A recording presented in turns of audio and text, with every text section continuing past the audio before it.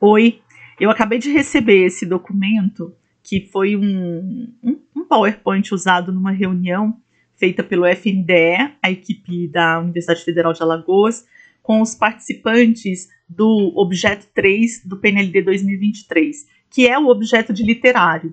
Esse material está agora nessa etapa de validação dos livros que foram aprovados. Ele ainda nem foi escolhido na escola, e nem tem data, que eu saiba, de quando é que vai ser a escolha, né? Então, vocês vejam que o literário está super atrasado. Só que esse nos interessa porque é a primeira vez que a UFAL está realmente mostrando as diligências, assim, com pormenores.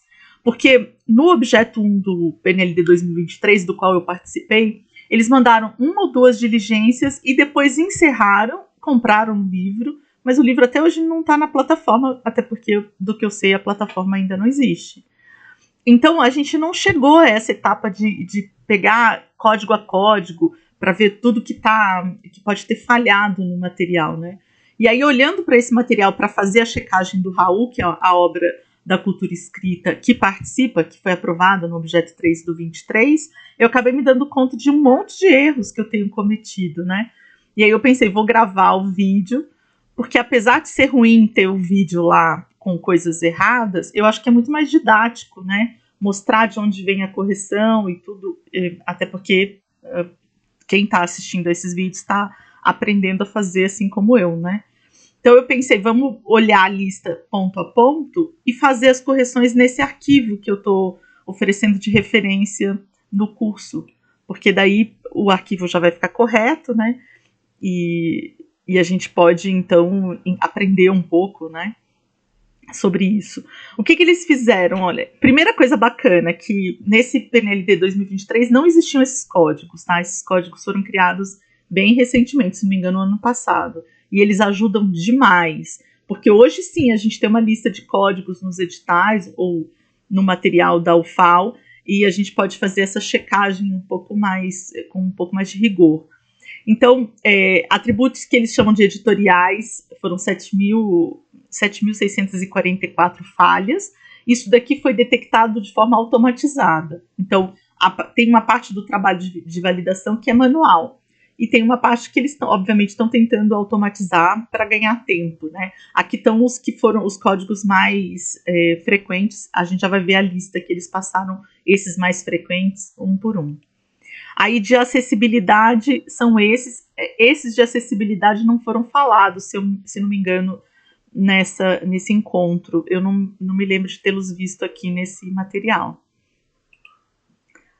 Então, eles explicam o que é, e aqui já começa o código da falha, né, e a quantidade de participantes que tiveram essa falha. E aí eles estão dizendo, os recursos não estão alocados dentro de suas respectivas pastas, não obedece às especificações apresentadas no documento de especificação técnica. Então, o que pode estar acontecendo? Alguém usou algum script, então tem algum arquivo com o final .js que não está dentro da pasta scripts. Então, naquela estrutura de pastas, né, se você usar, por exemplo, algum script, por exemplo, você clica num botão e abre um pop-up, ou você tem uma ilustração, você clica numa parte da ilustração, ela abre e dentro tem um texto, esse tipo de script, né? Se você usar no seu livro, você precisa colocar esses arquivos JavaScript dentro da pasta scripts para que eles sejam acessíveis offline. Não pode colocar, como muita gente usa na web, que você usa um código de script, mas você diz lá no documento que o navegador deve procurar o significado desse código num link online, né? Por exemplo, o Bootstrap tem isso, é bastante usado. No caso de uso num livro HTML para o PNLD, você tem que baixar esse arquivo e colocar esse arquivo para que ele esteja disponível offline, né? Ou seja, sem estar conectado na internet por quem estiver usando. E aí, esse arquivo precisa estar dentro da pasta scripts. Eu não estou trabalhando com a hipótese de que vocês vão usar scripts em didáticos, eu uso 2 ou 3 que eu aprendi, e é só o que eu sei. Mas em literários, não sei se faz muito sentido, né? Ainda mais que tem bastante coisa para fazer nesse edital, né? Tem o audiolivro e tudo mais. Mas se você usar, verifica se está dentro da pasta, e aí a pasta tem que ter exatamente esse nome, tá? Scripts. Aí eles também disseram que tem 339 falhas de vídeo, então alguém usou vídeo. Não sei se nesse edital pedia vídeo, porque alguns editais de literários de PNLD contam com um pedido, né, de vídeo. No caso do infantil, deste que estamos fazendo, não há vídeos solicitados. Mas se você for incluir algum vídeo, por exemplo, quem está fazendo um livro informativo e quer transformar alguma coisa que está lá no livro, por exemplo, você quer transformar um conjunto de imagens numa animação, alguma coisa assim, não quer usar o GIF, né, que é uma extensão de imagem, que você pode usar para esse tipo de coisa. Se você vai criar efetivamente um vídeo, esse vídeo tem que estar numa pasta chamada vídeos, tá? Assim, sem acento. E aí, não tem aqui, mas vale a mesma coisa para áudios, né? Se você não, todo mundo vai ter que colocar um audiolivro lá.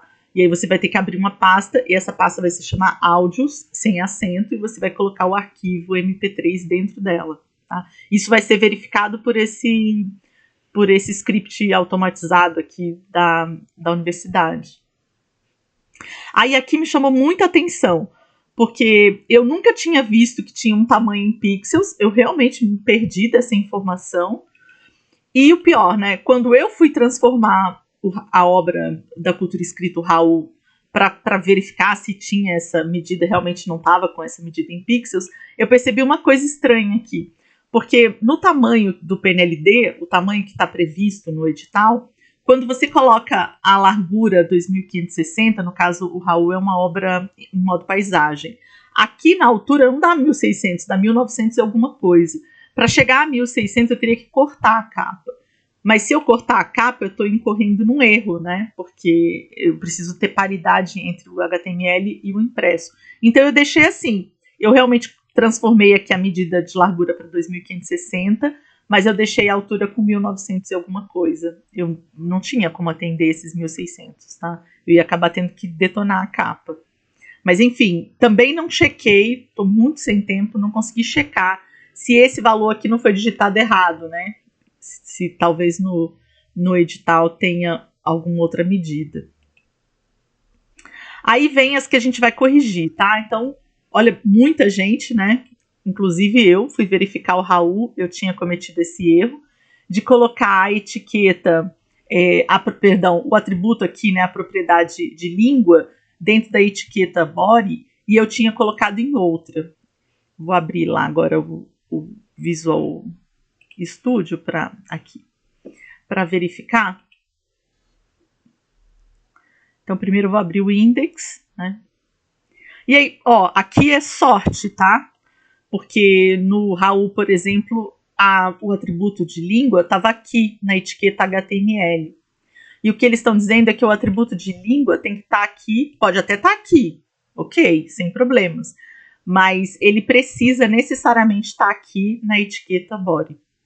Tá? Nesse caso tá, mas eu vou clicar agora no outro arquivo que é o do miolo e pode ser que não esteja.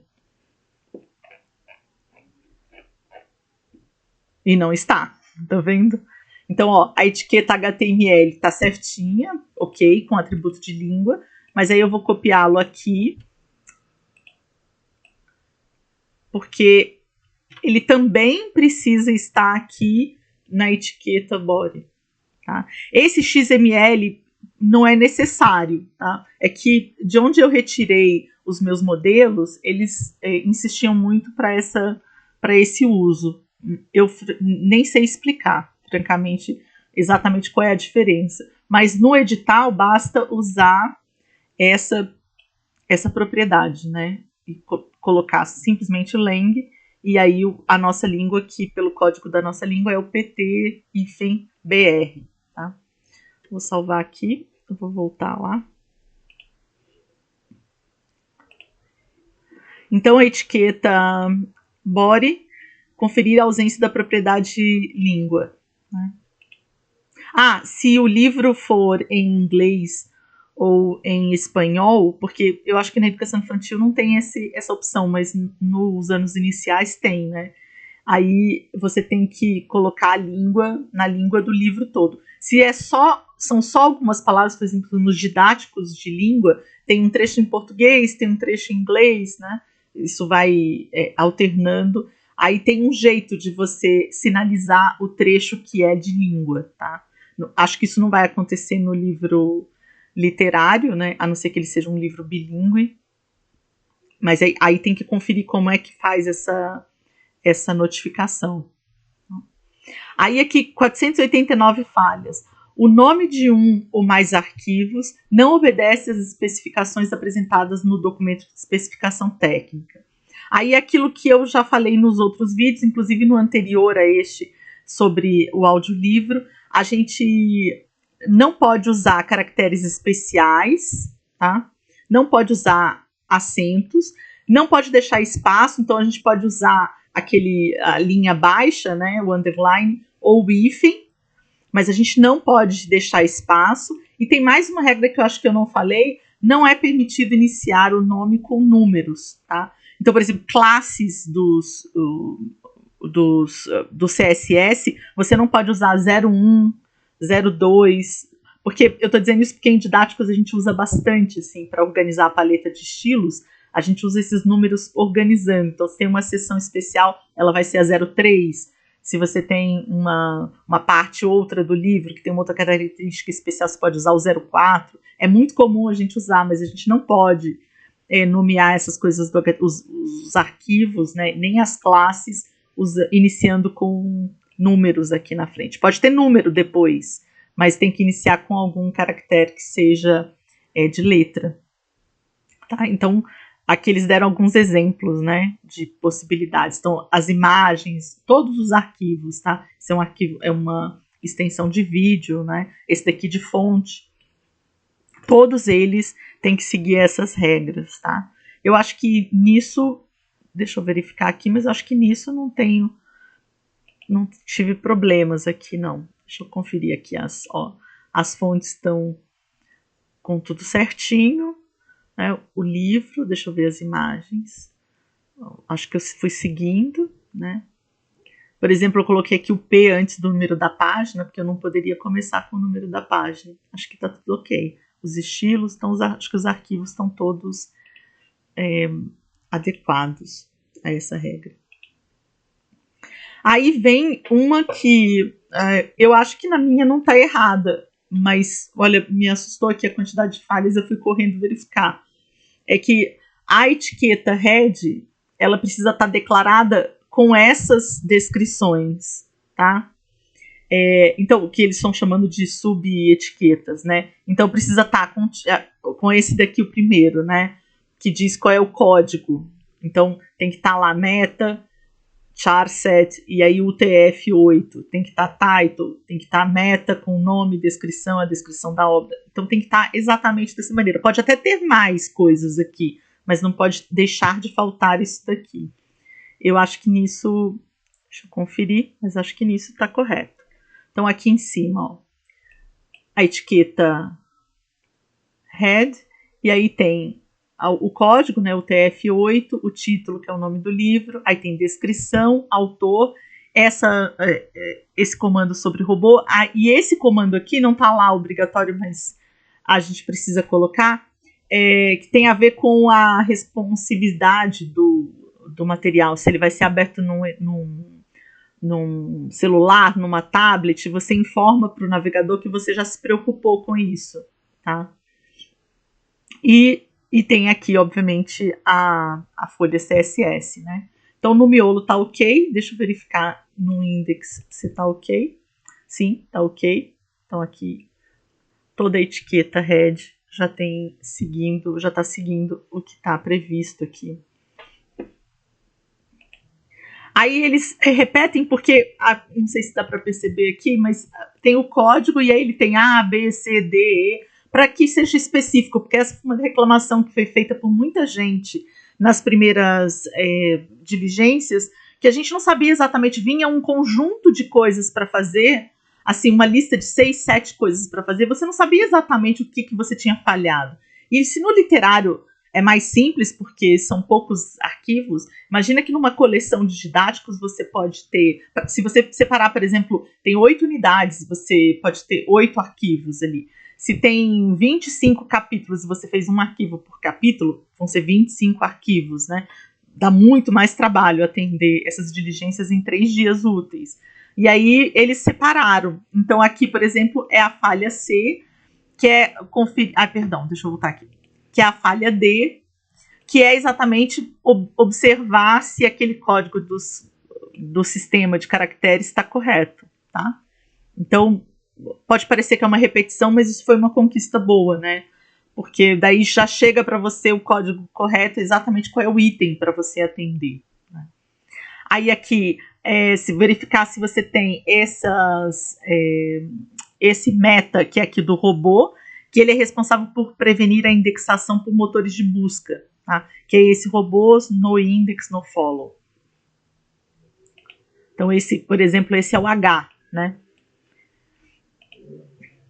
Aí, se na etiqueta body você tem a língua declarada corretamente, né? Obviamente que parece uma repetição, mas é como eu disse, né? É uma especificação a mais, tá? Do que já tinha aparecido antes. Então, a gente já verificou a propriedade. Agora, se você está colocando o título, tá? Se você está usando essa etiqueta título dentro aqui da etiqueta head, se você usou corretamente, né? Colocando o título da página. Eles dizem a página da obra, porque cada um desses arquivos aqui... Deixa eu voltar aqui. Vamos imaginar, por exemplo... deixa eu voltar aqui no content, no miolo. Vamos imaginar, por exemplo, que você tem um livro que, sei lá, em algum momento muda o assunto e você quer separá-lo aqui nos arquivos. Você pode fazer isso. Você não precisa fazer o livro inteiro num único arquivo de miolo. Você pode ir fazendo vários arquivos aqui, sem problema. Por isso que eles chamam de arquivo de página da obra, né? Porque são esses arquivos que juntos montam o miolo da obra, tá? E aí você tem que verificar em todos esses arquivos, né? Se você colocou adequadamente o título, tá? Que é o título da obra, né? Aí, aqui, uma outra derivação, né? Se você colocou a propriedade que desabilita a indexação do conteúdo por motores de busca, tá? Aqui dentro da tag. Aí, esse foi um dos que me assustou, porque eu realmente nunca tinha me dado conta. Fui até verificar nos editais anteriores. Eu não encontrei. Eu acho que isso acabou mudando em algum momento e eu realmente parei de acompanhar com tanta atenção, que foi um erro, né? Porque toda vez que você tem as páginas de conteúdo, então não é no index, tá? É nas páginas de conteúdo, aquelas páginas, no nosso caso é uma só que chama miolo, mas se você for usar várias em todas elas, né? Ali, assim que você termina, né, as primeiras colocações que são de código, quando você efetivamente vai começar o conteúdo, então antes ali da etiqueta seção, você precisa colocar essa etiqueta principal. E essa eu tenho certeza que está faltando, porque faltou no Raul. Então eu imagino que esteja faltando aqui também. Então é aqui, ó. Aqui está começando efetivamente o livro, né? Tá? Uma etiqueta section, de seção. Eu vou clicar aqui só para recolher, para a gente ver que ela começa e termina aqui. Então, se ela começa e termina aqui, isso daqui tudo forma o conteúdo do livro, né? Então a gente tem que usar aqui essa etiqueta main. Tá? E aí precisa lembrar que você vai abrir a etiqueta aqui antes da sessão, mas você vai fechar depois da sessão. Tá? Então aqui embaixo. Né?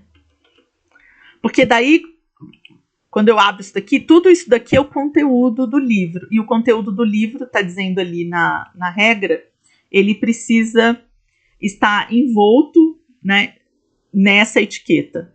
Essa etiqueta que eu nem conhecia e também nem consegui saber qual é o significado dela. Estou simplesmente atendendo o checklist, tá?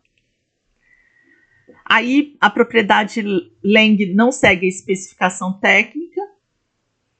Então a tag HTML não incluiu a propriedade lang, que era o que eu estava fazendo errado. Nas páginas de conteúdo, eu estava incluindo a propriedade de língua só na etiqueta HTML. Eu não estava incluindo aqui na etiqueta body. E eles estão dizendo, tem que ter nas duas. Né? Tá vendo aqui no exemplo, né? Então, precisa estar aqui no HTML e precisa estar repetido aqui na outra etiqueta body.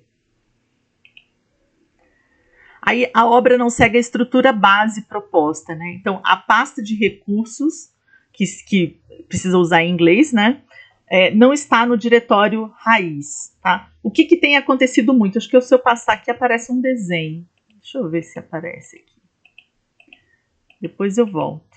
Aqui, ó, apareceu o desenho, tá? Então, o que está acontecendo? Na hora de as pessoas fazerem o zip do material, imagina que, por exemplo, toda essa estrutura está dentro aqui do exemplo livro LE. Aí a pessoa vem aqui no exemplo livro e pede para transformar essa pasta no zip. Aí quando faz isso, o zip cria essa pasta e depois tudo isso daqui. E aí o robô deles não consegue identificar a pasta. Tá? Então a pasta fica como se fosse uma subpasta dessa pasta exemplo livro LE. O que a gente tem que fazer, né, na hora de gerar o zip? Deixa eu abrir aqui a minha pasta. Então, olha, essa pasta é que eu estou usando como estrutura aqui para o material do curso, tá? Se eu subir aqui um nível, vai aparecer o nome dela. Então, eu criei aqui um conjunto de pastas onde estou gravando as aulas, os slides, e tem uma pasta chamada HTML5. Se eu chegar aqui, clicar com o botão direito e pedir para compactar como um zip, vai estar errado. Porque eu vou criar essa pasta com um zip. Quando eu deszipar esse material vai criar uma pasta que chama HTML5. Quando eu clicar nessa pasta é que vão aparecer as pastas e os arquivos. E aí o robô não enxerga, não automatiza. E também isso pode ter problema na hora da conversão para o EPUB. Também, porque também na conversão pode não ser lido, tá? Então o que eles estão dizendo? Você vem aqui, pega toda essa estrutura, aí clica com o botão direito e pede para compactar no arquivo zip. Porque aí você vai criar um arquivo que, ao ser deszipado, já aparece toda essa estrutura. Não vai aparecer uma pasta e essas pastas como subpastas. Elas vão aparecer como pastas principais. Tá? Agora deixa eu voltar lá e achar aqui. Então, a pasta de recursos não está no diretório raiz, tá? Então, a pasta de recursos precisa estar lá, né? Colocada em primeiro plano. E dentro da pasta de recursos é que entram aquelas pastas áudios, scripts, style, acho que essa é no singular, se não me engano, image e tudo mais, tá? Existem saltos entre os níveis de títulos, dessa forma desrespeitando a ordem hierárquica, tá? A hierarquia de pesos no HTML é um pouquinho diferente no impresso. Porque no impresso você estabelece, por exemplo, que o título da sua página, por exemplo, na sua história, tem títulos para marcar passagens entre um livro informativo, por exemplo. Você vai explicar primeiro o que é árvore, depois você vai explicar o que é folha, depois você vai explicar o que é galho, e aí você estabeleceu que isso é um peso 1. Aí você, para os subtítulos dentro dessas explicações, então, explicando a textura, explicando a cor, você pode usar lá um peso 2. E se você quer chamar atenção, por exemplo, uma seção especial, tá? Dentro dessa estrutura, que explica uma coisa, um detalhezinho, você usa um peso 3, né? No livro, toda vez que aparecer essa seção especial, você vai usar um peso 3. Mesmo que isso esteja logo em seguida do título folhas, por exemplo. Você tem lá folhas. Folhas é peso 1. Mas apareceu uma seçãozinha ali, você começou a explicar as folhas e quer fazer uma seçãozinha especial ali, e você vai usar a ordem, a hierarquia que foi escolhida no projeto gráfico para aquilo. Você não vai usar o peso 2, porque ficou fixado no seu livro que naquela parte, que aquele tipo de informação vai entrar com peso 3. Só que quando você vai transformar isso para o livro digital, você tem que pensar que esses pesos aqui, ó, não pode ter pulos. Então, se, por exemplo, nessa página tem folhas e depois tem a sua seção especial com peso 3. No HTML, você vai colocar H1 para esse título peso 1 e você vai colocar H2 para esse título peso 3. Tá? Por que isso? Porque essa estrutura de H1, H2, H3 é para quem está acompanhando isso, ouvindo o seu livro. Então, aquele marcador visual que você está usando, ele não está na primeira ordem da leitura desse livro. No suporte digital, a gente tem as duas coisas, né? A gente tem aquilo que tá, as etiquetas, que é essa semântica que está por trás do material, e a gente tem o visual, que é dado pelo CSS. Então, visualmente, pelo CSS, você vai colocar lá a classe correspondente. Você pode ter chamado a classe de peso 1, peso 2, peso 3. Isso não tem nenhuma implicação. Só que a etiqueta que você usa para marcar o título, que pode ser H1, H2, H3, H4, ela não pode ter pulos. Então, ela não vai pular do H1 para o H3. Não, você não vai seguir aquilo que está previsto na ordem visual, que é do campo visual, né, que é a formatação do CSS. Você vai seguir a ordem lógica, que você sai de um título peso 1 para um título peso 2. Então, você vai usar H1 e H2, ok?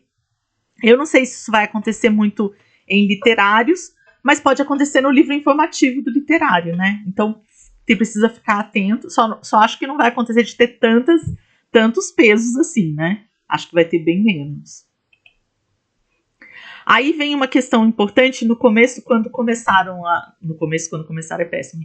Quando pediram pela primeira vez, que foi nesse edital, 2023, para a gente fazer o HTML, tinha uma instrução dada pela RNP, que foi a primeira autarquia, a primeira instituição que deu apoio para a FNDE. Eles pediam para a gente escrever aqui no texto alternativo, que a gente escrevesse imagem decorativa. Aí, a equipe da UFAL fez um monte de diligência, dizendo não, se a imagem é decorativa, você vai simplesmente deixar em branco. E deixar em branco assim, ó, sem espaço, tá? Não deixar em branco com um espaço entre as aspas. Você vai simplesmente deixar em branco. Por que eles disseram isso? Porque do ponto de vista de quem está ouvindo o livro pelo NVDA, por exemplo, que é um leitor do livro, essa pessoa, não faz sentido essa pessoa ficar ouvindo figura, imagem decorativa, figura, imagem decorativa. Imagina todos as vinhetas, né? Às vezes tem um desenho que é simplesmente para dar alguma forma. Isso isso é cansativo para quem está ouvindo, foi a alegação que eles fizeram. E aí eles pediram para a gente retirar. Só que provavelmente teve muita gente que não retirou, e provavelmente tem muita gente que retirou deixando um espaço, né? E aí eles estão pedindo para verificar. Por outro lado, eles estão dizendo verificar se essas imagens realmente são decorativas, ou se por acaso houve engano de mandar sem a descrição, né? Então, se a imagem for completamente decorativa, a gente não precisa escrever texto alternativo. Aliás, a gente não deve escrever, não é nem que não precisa. A gente deve deixar simplesmente a propriedade aqui vazia, tá? Aí vem os problemas dos links, né? Que é você mandar, né, o link, usar essa referência, por exemplo, no meu sumário. Deixa eu mostrar lá do que a gente está falando. Aqui, deixa eu tirar e abrir aqui o index. Aqui no meu sumário, por exemplo, ó, eu estou usando a etiqueta A, que é essa etiqueta que cria links, né? Aqui poderia ter um link para fora, né, no caso de uma página normal. No caso do PNLD não pode. Então essa etiqueta... Perdão, gente. Essa etiqueta A no livro do PNLD sempre vai levar para algum outro conteúdo no próprio livro, porque a gente não pode enviar o leitor para fora do livro para, por exemplo, pesquisar alguma coisa na internet, tá? E aí esse uso é exclusivo, então, para você mandar. Nesse caso aqui, esse A tá mandando para o arquivo do miolo, lá onde está a capa. Só que daí eu criei, tá vendo aqui a hashtag? Eu fui criando, né? T1, T2 e T3. Então, T1 vai para o frontispício, T2 vai lá para a primeira página da história, então ler a história, e o T3 vai para a quarta capa. Tá? Isso daqui é livre, como é que você vai criar? A única coisa é que esses links realmente têm de funcionar. Deixa eu abrir aqui o arquivo e a gente pode testar juntos. Deixa eu abrir aqui o index.